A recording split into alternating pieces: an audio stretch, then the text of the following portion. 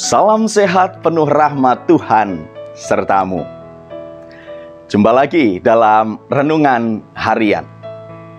Kali ini saya memberikan judul Alon-alon ojo kesusu, yang didasarkan dari surat 1 Korintus pasal 15 ayat 28. Tetapi kalau segala sesuatu telah ditaklukkan di bawah Kristus, maka ia sendiri sebagai anak akan menaklukkan dirinya di bawah Dia yang telah menaklukkan segala sesuatu di bawahnya, supaya Allah menjadi semua di dalam semua.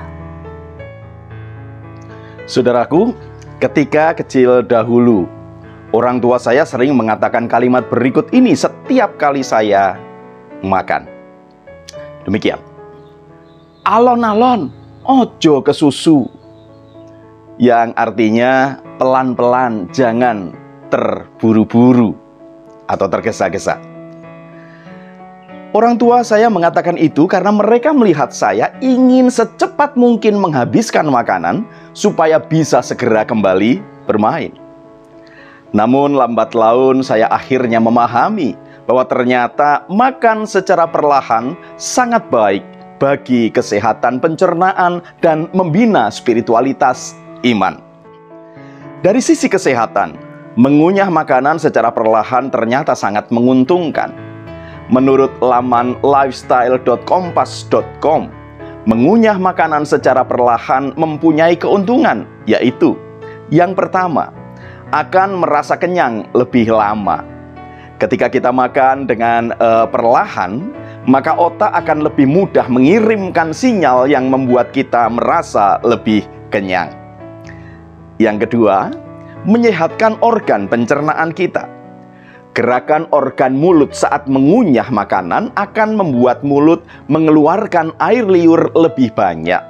Air liur memiliki kandungan zat yang bisa membunuh kuman-kuman yang mengganggu pencernaan atau memicu bau mulut dan penyakit mulut.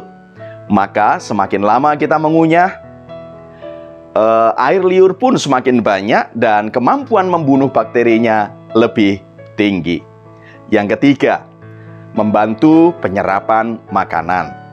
Enzim amilase dan lipase di dalam air liur akan melembutkan makanan serta memecah karbohidrat dan lemak dari makanan tersebut sehingga nutrisi bisa terserap secara optimal. Nah, sekarang dari sisi spiritualitas, mengunyah makanan secara perlahan akan menolong kita untuk merasakan Tuhan di dalam kehidupan kita. Dengan mengunyah secara perlahan, kita belajar menghayati proses hadirnya makanan tersebut sampai bisa kita santap. Seperti misalnya, dari mana asal-usulnya, bagaimana mengolahnya, berapa banyak orang yang terlibat di dalamnya, dan sebagainya. Sampai akhirnya kita dapat menghayati campur tangan Tuhan melalui keseluruhan proses makanan tersebut. Dengan demikian, mau tidak mau kita akan mengucap syukur kepada Tuhan dengan sepenuh hati. Dampaknya, kita berupaya untuk tidak menyia-nyiakan makanan yang ada di hadapan kita. Kita pun akan belajar untuk mencukupkan diri dalam hal makanan. Maksudnya, kita tidak akan berlebih-lebihan ketika mengambil atau memesan menu makanan. Secukupnya saja. Dengan begitu, tanpa terasa, kita telah ikut serta membantu terciptanya keadilan bagi sesama dan juga menjaga kelestarian bumi. Sebab tidak ada makanan yang terbuang percuma. Saudaraku, tentu penghayatan ini bukannya tanpa alasan. Karena sesungguhnya Allah telah menjadi semua di dalam semua melalui pengorbanan Kristus. Artinya, kita akan dapat menghayati kehadiran Tuhan melalui semua hal di muka bumi ini, termasuk makanan ataupun bahan makanan. Paulus mengingatkan, tetapi kalau segala sesuatu telah ditaklukkan di bawah Kristus, maka ia sendiri sebagai anak akan menaklukkan dirinya di bawah Dia yang telah menaklukkan segala sesuatu di bawahnya, supaya Allah menjadi semua di dalam semua. Melalui ayat ini, kita dapat meyakini bahwa keberadaan Allah mencakup dan merasuki seluruh semesta, sehingga setiap bagian darinya hadir di dalam Dia. Namun, keberadaannya lebih dari dan tidak terhapuskan oleh semesta.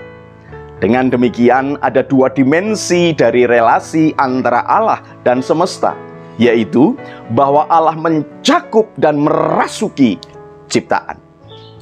Saudaraku, ungkapan alon-alon ojo kesusu, khususnya dalam hal makan, akhirnya akan membentuk kesehatan jasmani dan rohani, di mana kita dapat merasakan dan menghayati kehadiran Tuhan di dalam hidup kita. Dan kita pun akan selalu dapat bersyukur kepada Tuhan. Selamat berjuang, Tuhan Yesus memberkati. Salam guru dan keluarga.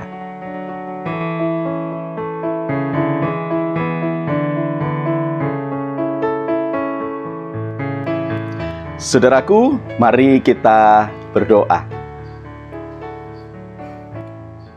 Terima kasih ya Tuhan, karena Engkau telah mengingatkan kami tentang kehadiran dan campur tangan-Mu di dalam kehidupan kami.